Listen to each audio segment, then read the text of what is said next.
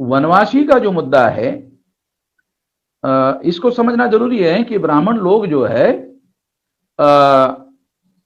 वो जब वनवासी शब्द प्रचार में लाते हैं तो इसका एक अर्थ होता है कि वो आदिवासी शब्द से बहुत डरते हैं। यानी फिर डीएनए के साथ जोड़ करके वनवासी शब्द का विश्लेषण करो तो उसका इंटरप्रिटेशन अलग हो जाता है। केवल वनवासी शब्द को ले लो और डीएनए के साथ वनवासी शब्द को ले लो तो समझ में आता है कि ब्राह्मण वनवासी शब्द को प्रेफरेंस देता है और आदिवासी शब्द को वो छुपा के रखना चाहता है, उसको हाईलाइट होने देना नहीं चाहता है और उसके जगह वनवासी शब्द लाता है।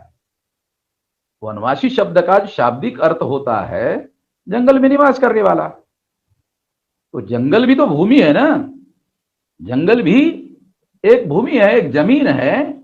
और वो जमीन कहां की है? भारतवर्ष के अधीन है कि भारतवर्ष के बाहर है? हम लोगों को इस संदर्भ को समझ के बात को समझना होगा। वो भारत भूमि के अंदर की जमीन है। और इतिहास काल में हम लोगों को जो बहुत सारे जानकारी को दूर रखने का, शिक्षा के अधिकार से दूर रखने का, हथियारों के अधिकार से दूर रखने का, राजा बनने के अधिकार से दूर रखने का, निर्णय करने के अधिकार से दूर रखने का, इस सारे बातों से प्लान बनाकर ब्राह्मणों ने हम लोगों को अलग किया। और इस वजह से 2-3 हजार साल के इतिहास में हमारा दिमाग बंजर बना दिया गया और हमारी सारी मेमोरी जो है खत्म हो गई। और जब वो मेमोरी खत्म हो गई तो ब्राह्मणों ने वन में प्रोपेगेंडा करके हमारे लोगों के दिमाग में अपनी बातें घुसड़ने की कोशिश की। इस बात को भी हम लोगों को समझना बहुत ज्यादा जरूरी है। इस संदर्भ में इस बात को समझना जरूरी है, इस संदर्भ में वनवासी शब्द को समझना जरूरी है। दूसरा, वनवासी शब्द का यह अर्थ यह है कि ब्राह्मण हम लोगों को नाम दे रहे हैं और सारे इतिहास काल में, आज नहीं, सारे के सारे इतिहास काल में, ऋग्वेद में ब्राह्मणों ने हमारे लोगों को नाम दिया। क्या नाम दिया? नाम दिया ब्राह्मणों ने देव अपने लिए कहा, दानव हम लोगों को कहा। देव और दस्यु, दस्यु हम लोगों को कहा, अपने को देव कहा। देव और राक्षस, राक्षस हम लोगों को कहा, उन्होंने अपने को ये कहा।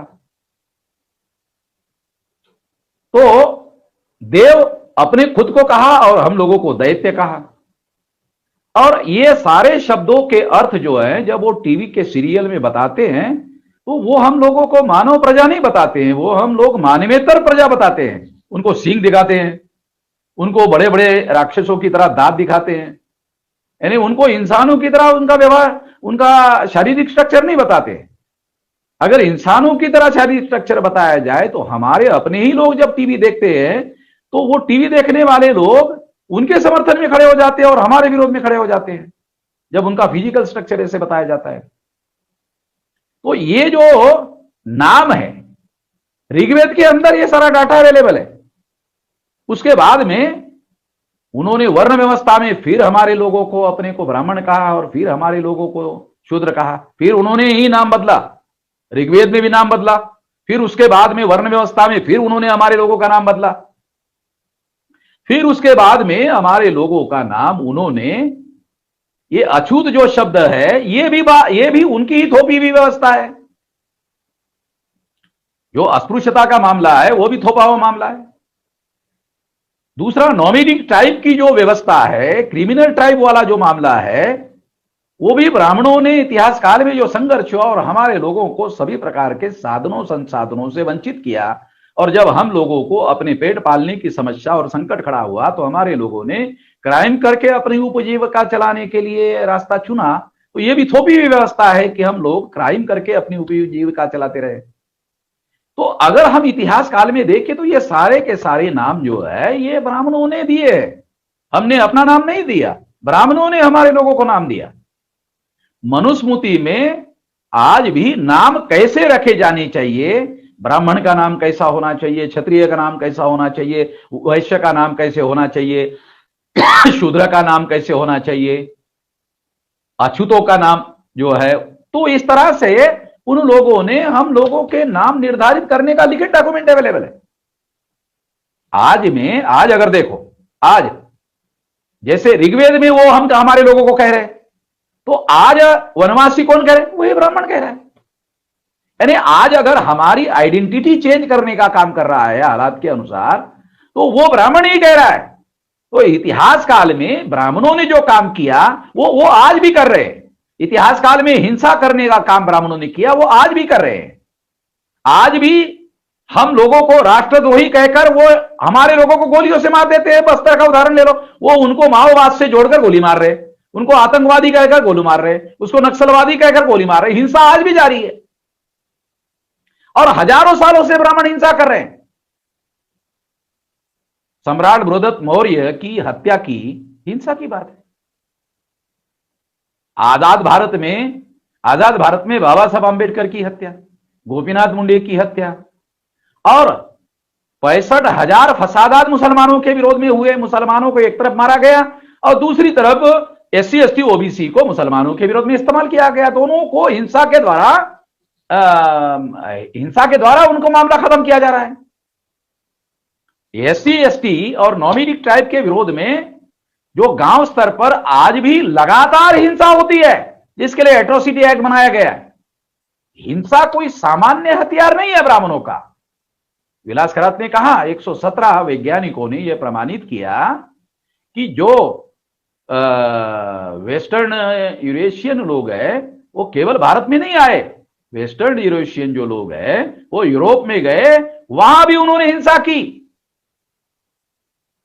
और आज भी वो हिंसा ही कर रहे हैं।